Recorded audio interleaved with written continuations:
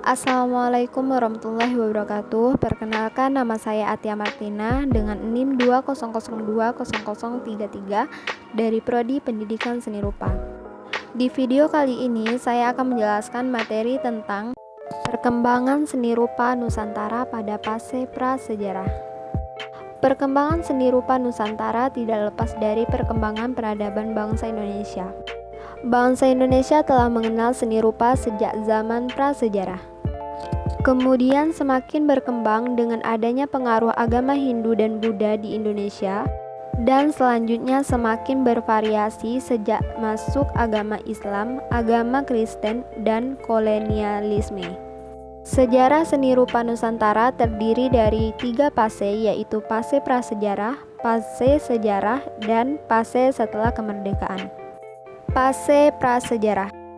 Sejarah seni rupa Nusantara pada fase prasejarah dapat dilihat dari peninggalannya seperti kapak genggam, gambar pada dinding goa, dolmen, menhir, kubur batu, sarkofagus, punden berundak, kapak corong, candrasa, nekara, moko, dan masih banyak yang lainnya.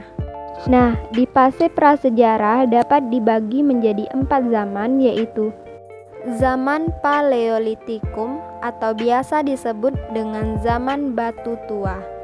Pada zaman ini, hakikatnya manusia praaksara di zaman dahulu mulai memahami seni rupa, yaitu dengan ditemukannya lukisan kuno di Gua Leang-Leang di Sulawesi Selatan berupa telapak tangan dan tubuh manusia.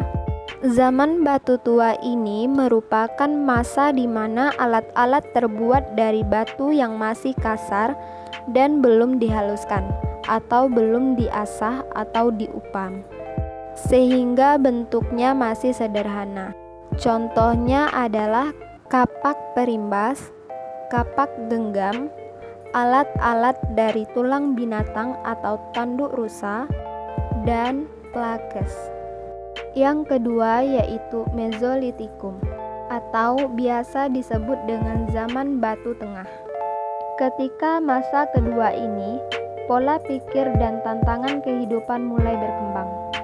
Pendukung kebudayaannya ialah Homo sapiens, yang merupakan manusia cerdas. Untuk penemuannya berupa fosil manusia purba, banyak ditemukan di Sumatera Jawa, Kalimantan, Sulawesi, dan Flores. Ciri kebudayaan Mezolitikum tidak jauh berbeda dengan kebudayaan Paleolitikum. Tetapi pada masa Mezolitikum manusia yang hidup pada zaman tersebut sudah ada yang menetap, sehingga kebudayaan Mezolitikum yang sangat menonjol dan sekaligus menjadi ciri-ciri dari zaman ini yang disebut dengan kebudayaan Kejoken Modiger dan Abris Sausroke. Mezolitikum atau biasa disebut dengan zaman batu tengah yaitu peninggalannya seperti kapak Sumatera, batu pipisan, dan mata panah yang bergigi. Yang ketiga, Neolitikum atau biasa disebut dengan zaman batu muda. Pada zaman ini nenek moyang kita sudah tinggal menetap atau biasa disebut dengan tidak nomaden. Dalam mencari mata pencarian, mereka sudah mulai bercocok tanam. Pada zaman ini, seni rupa mulai berkembang dengan ditemunya beberapa bukti adanya kapak lonjong dan persegi. Kapak persegi itu ditemukan di beberapa tempat, yaitu Lahat, Bogor, Sukabumi, Karawang, Pacitan, Tasikmalaya, dan lereng Gunung Ijen. Dan kapak lonjong ditemukan di Papua, Minahasa, Sarawak, dan Kepulauan Tanimbar. Neolitikum atau biasa disebut dengan zaman batu muda, peninggalannya yaitu kapak persegi, kapak lonjong, gerabah, perhiasan, pakaian dari kulit kayu. Yang keempat yaitu Megalitikum atau biasa disebut dengan zaman batu besar. Zaman Megalitikum biasa disebut dengan zaman batu besar karena pada zaman ini manusia sudah dapat membuat dan meningkatkan kebudayaan yang terbuat dari batu-batu besar. Kebudayaan ini berkembang dari zaman Neolitikum sampai pada zaman Perunggu.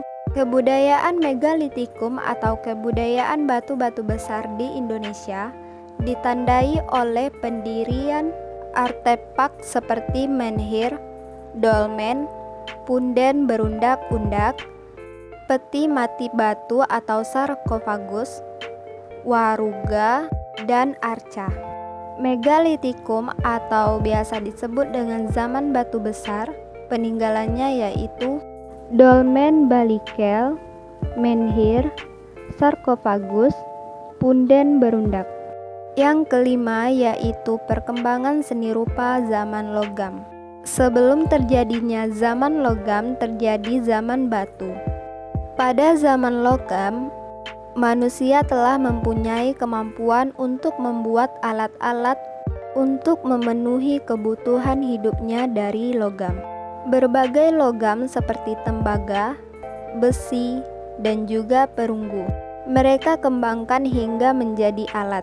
Pada zaman logam, manusia sudah mulai mengenal teknik melebur logam dan mencetak menjadi alat yang mereka ingin gunakan untuk memenuhi kebutuhan hidupnya.